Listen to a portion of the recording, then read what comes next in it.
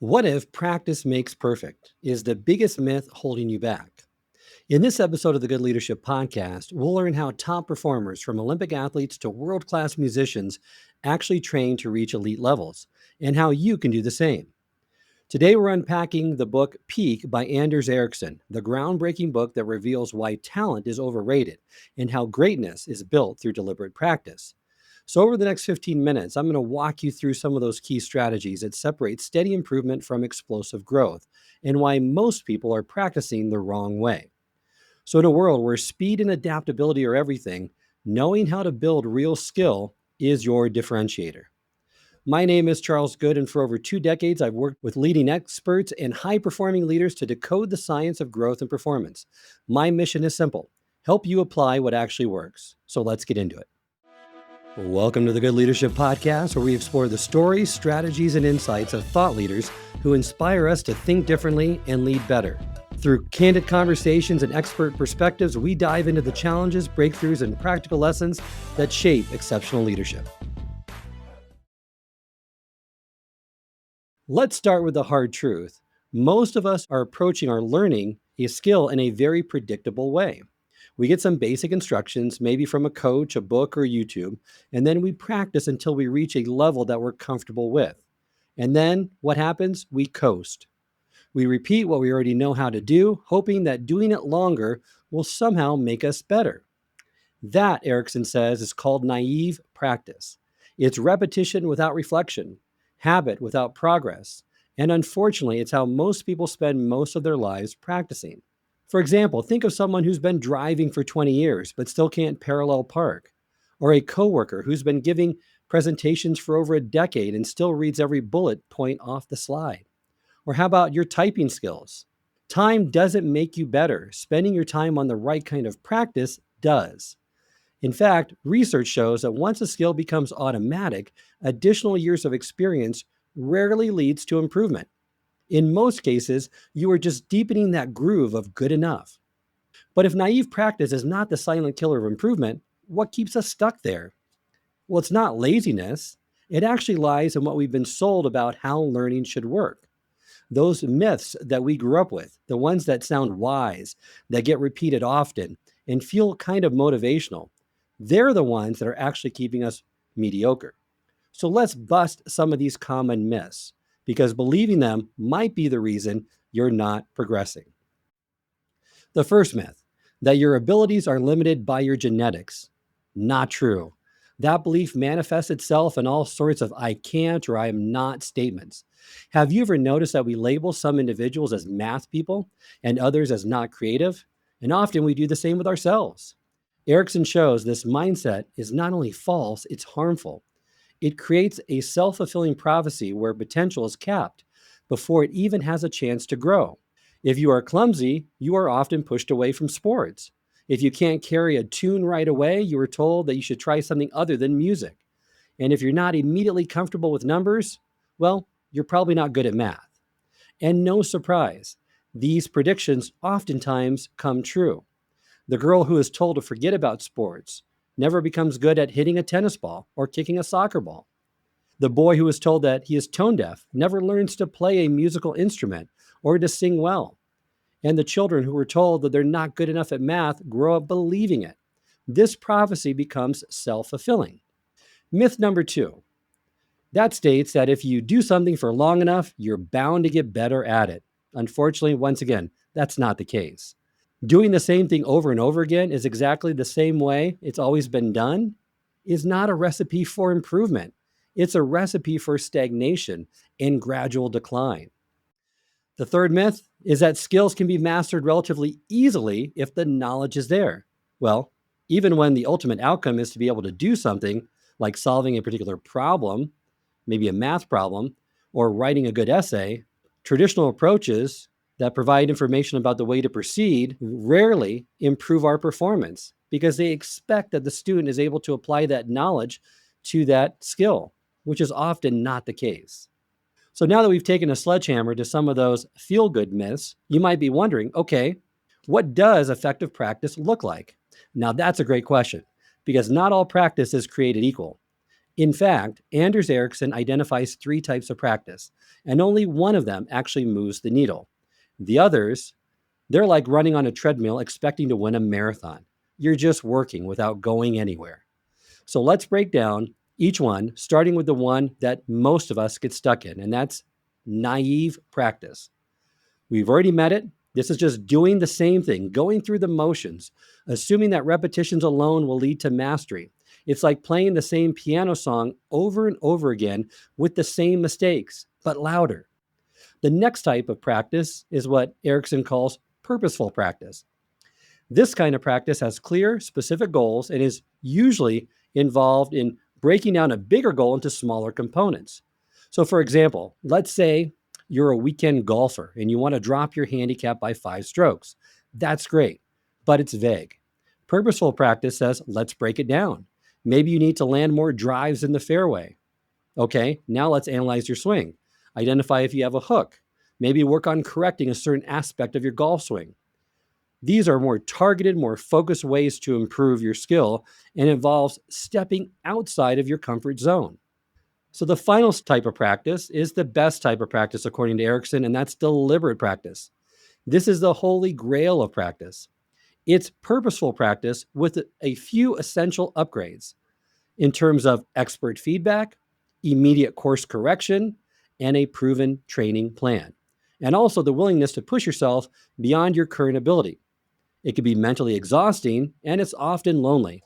But guess what? It works. And here's what the best of the best have in common. They train like scientists with deliberate practice. They identify the top performers in their field, they analyze what they do differently, and then they figure out which pieces of that performance are trainable. Then they test, iterate, and refine again and again. You'll find the same pattern with ballerinas, surgeons, chess grandmasters, even stand-up comedians. In many cases, the difference between amateurs and experts is not just natural talent, and deliberate practice is where the real growth happens. But here's the twist. It's not just about doing the right kind of practice, it's about seeing it differently. If deliberate practice is the engine of improvement, then mental representations are its internal GPS, quietly guiding your every move, correction, and breakthrough. So mental representations are those detailed mental models, those internal blueprints that are built through years of focused practice. They help you recognize patterns, predict outcomes, and make faster, smarter decisions. In short, they're how your brain encodes expertise. Take chess, for example.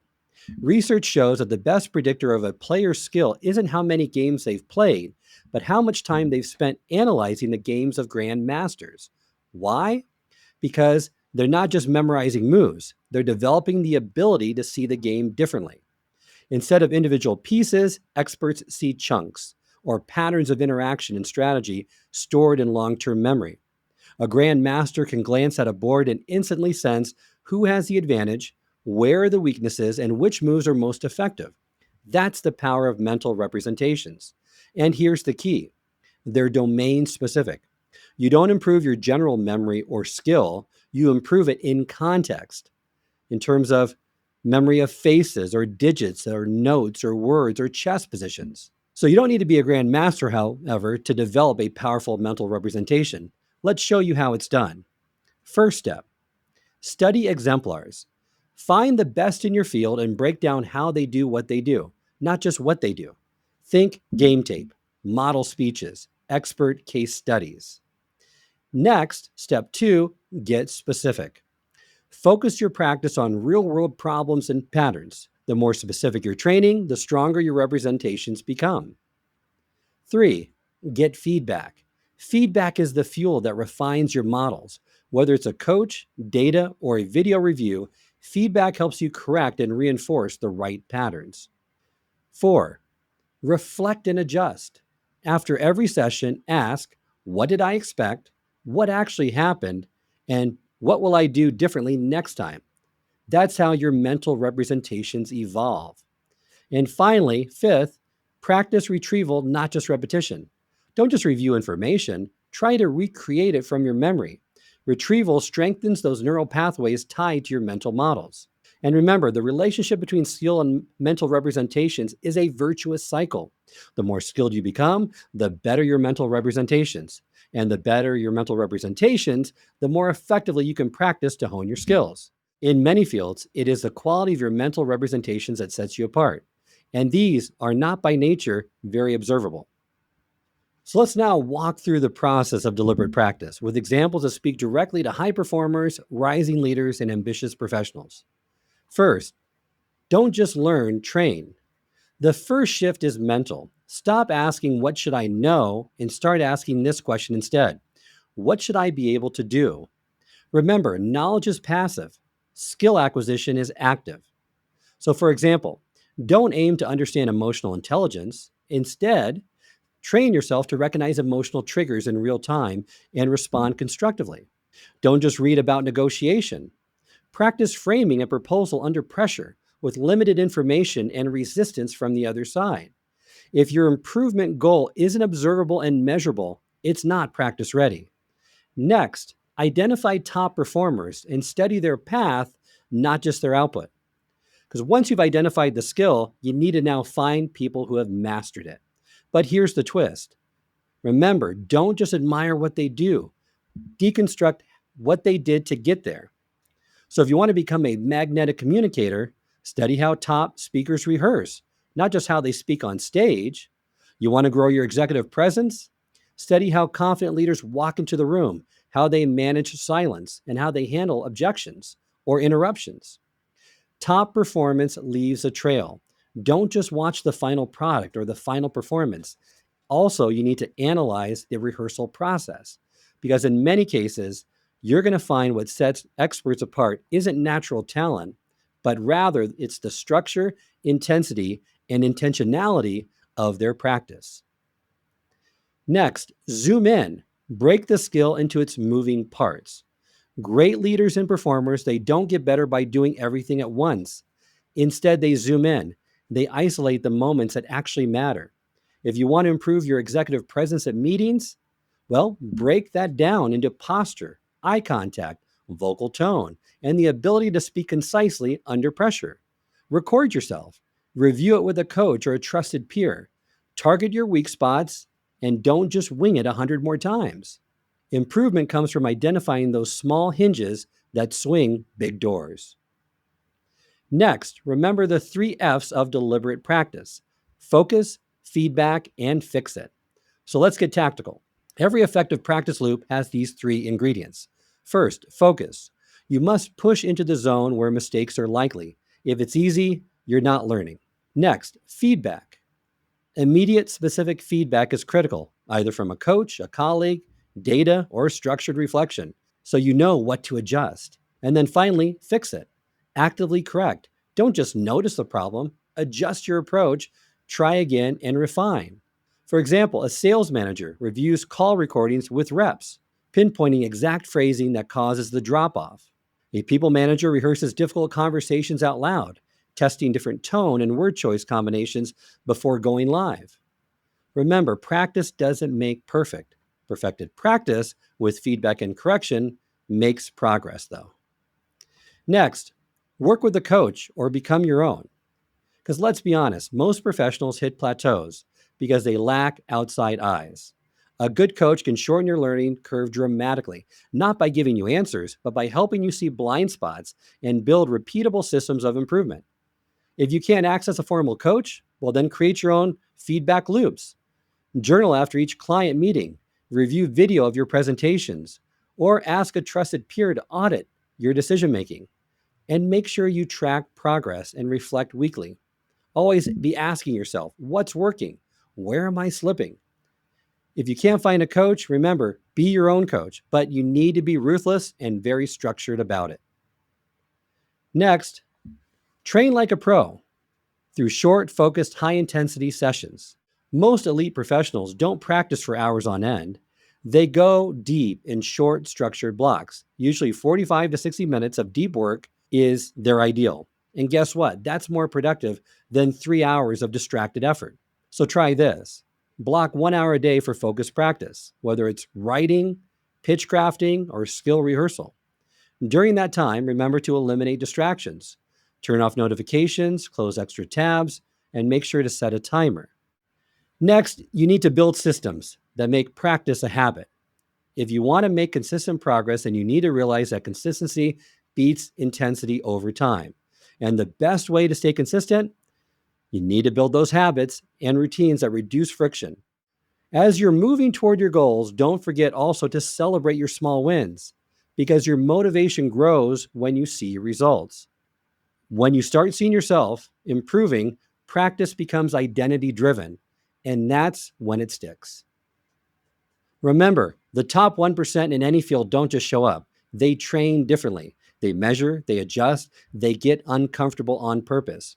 So whether you're trying to sharpen your strategic thinking, command a room, or improve any skill, remember, start with a specific skill, study the best in that field, break it down, practice with purpose, use the 3 Fs: focus, feedback, and fix it, and then make sure to track progress, repeat, and celebrate those small wins.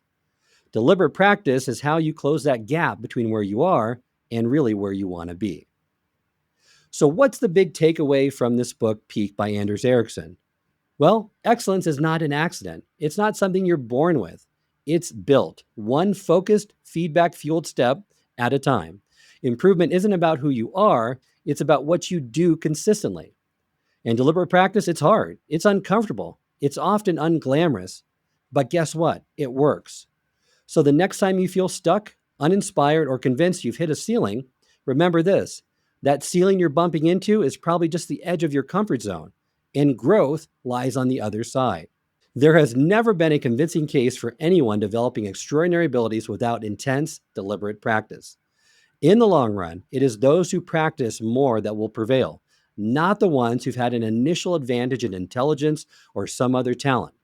While people with some innate characteristics such as IQ may have had the advantage when first learning a skill, that advantage, believe it or not, gets smaller over time. And eventually, the amount and quality of practice takes on a much larger role in determining how skilled that person becomes. If there are indeed genetic differences that play a role in influencing how well someone performs, they are not likely to be something that affects that relevant skill directly, such as a music or a chess or a math gene. I suspect that if such genetic differences do exist, they are most likely to be manifesting themselves through the necessary practice and efforts that go into developing a skill. Practice, remember, is the single most important factor in determining a person's ultimate achievement in any domain.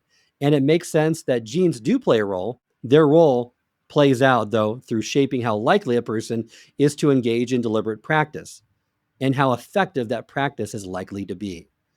So if you've been waiting for a sign, then it's time to level up. This is it. You don't need more talent. You don't need permission. You don't need a plan, even. All you need is the willingness to practice on purpose. Remember, deliberate practice is not easy, but it's your edge. And the people who commit to it, they don't just improve, they transform. So here's your next step. Pick one skill, get specific, break it down. Then block 30 minutes this week to practice it deliberately. Track what works, note what doesn't work, and what you will do differently next time. Because the gap between where you are and where you want to be, it's not about potential, it's about practice. I hope this episode has provided you with valuable insights. If it has, I ask you to share it with someone who would also benefit from it. If you've been enjoying and gaining knowledge from this podcast, then subscribe to our YouTube channel where you can find all the previous episodes of the podcast and additional learning resources. You can also subscribe to the podcast on Apple or Spotify and leave up to a 5-star review.